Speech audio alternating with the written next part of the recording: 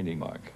And for about 6 months, nothing I did would go. I seemed to have no ideas, and so on. And then suddenly I thought of surrealism again, the definition: make pictures without a priori aesthetic or moral concerns. And in a sense, implied is, don't correct. And in Madison Avenue, there used to be an Oriental store with Oriental art supplies, objet d'art, all kinds of things. And I bought 1,000 sheets of Japanese paper called Clouds and Dragons, and made up my mind that I would do them on the floor without thought, and would do, say, 30 a day, and was going to do the old 1,000 and never look at them critically, just do it. And I got to 565. It was a very hot summer, and this was in New York, and I was doing it on the floor, so my sweat would pour onto the paper and so on. There's still little marks of that.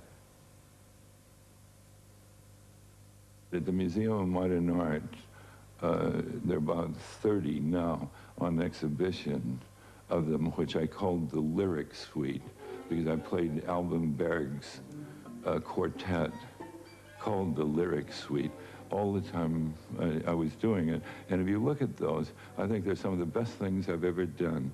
And there's not a correction in any of but maybe 20, and the ones I corrected are no good.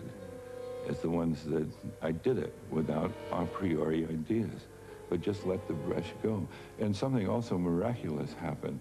I used American inks, you know, the kind you use in a fountain pen, because again, I didn't want to use Oriental inks or look too much alike.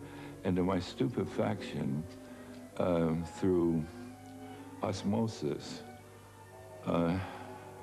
my strokes would spread, and sometimes something that was drawn like that would practically cover the whole sheet of paper and would bleed, so that there was a beautiful brown edge, or because of the inferiority of American ink, but it made an addition, a transition between the sharp edge and the white paper, this little yellow going around. The same kind of stain, in a way, that oil paint makes on paper. The oil begins to make, if you're using it with lots of oil, begins to creep out.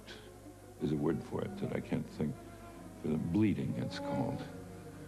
And so on. And they're probably the most, it's probably the purest, in a surrealist sense, series I ever did, and in many ways the best.